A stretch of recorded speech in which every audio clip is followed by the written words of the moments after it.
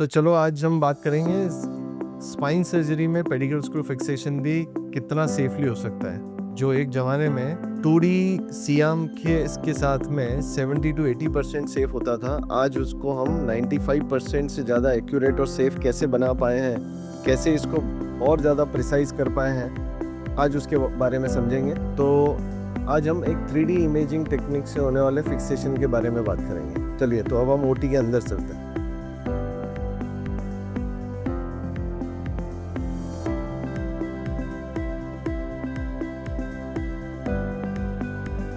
तो यह है OARM, this is a 3D imaging tool. तो आज का हम एक केस एग्जांपल देखते हैं जिसमें हमारे को L4-5 के बीच में ये जो लिस्थेसिस है, ये हड्डी आगे किसकी है, ये हड्डी पीछे है।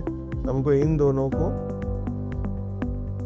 अलाइन करने के लिए इसमें स्क्रू डालना है, इसमें स्क्रू डालना है, और हम इस तरीके से 4 स्क्रू इसमें डालेंगे और बीच में से नस का दबाव हटाएंगे। अगर अपन उसका एक्सरे देखें तो ये हड्डी आगे है, ये हड्डी पीछे है। इसको हमने आगे, पेशेंट के आगे झुकने पे और पेशेंट के पीछे झुकने पे हम देखते हैं कि ये हड्डी कितनी एक दूसरे पे खिसक रही है, और हम उस जगह पे 4 और L5 में दोनों में हम स्क्रू डालेंगे और हम कोशिश करेंगे कि इन दोनों हड्डियों के बीच में हम गैप बढ़ा दें। और जब फाइनली जब हम एरे इस पे फिक्स करेंगे तो उसके बाद का पोर्शन अपन मेरे वॉशअप होने के बाद में अपन डिस्कस करेंगे।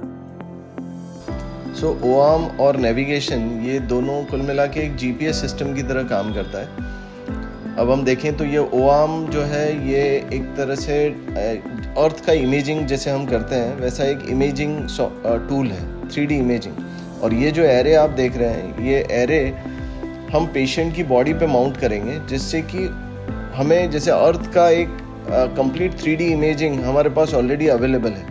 तो OARM क्या करेगा, ये 3D इमेजिंग क्रिएट करता है, और उसके ऊपर जो एरे लगा हुआ है पेशेंट की बॉडी पे, अगर आप देखें तो जो एरे लगा हुआ है ये इंडिकेट करता है कि एग्जैक्टली किसी भी तरह का नेविगेशन इंस्ट्रूमेंट जब पेशेंट की बॉडी पे जाएगा तो वो in reference to this array वो उसको नोट करेगा। तो अभी हम जो कर रहे हैं वो OARM से पेशेंट की बॉडी का 3D इमेजिंग कर रहे हैं, बोन्स का। तो ये इमेजिंग आप देख सकते हैं स्क्रीन पे।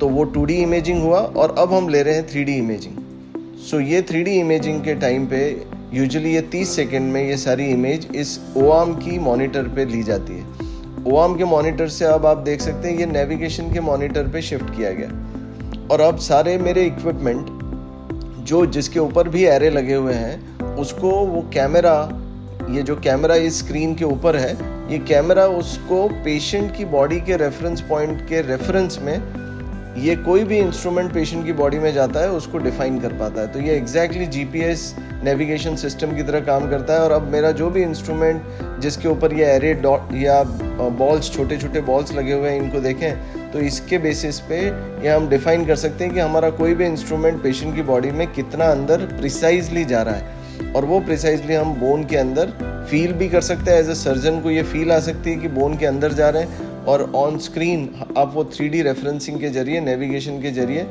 स्क्रू का प्लेसमेंट एग्जैक्ट जहां आप चाहते हैं वहां पे कर सकते हैं। इनमें 4 स्क्रू डालें।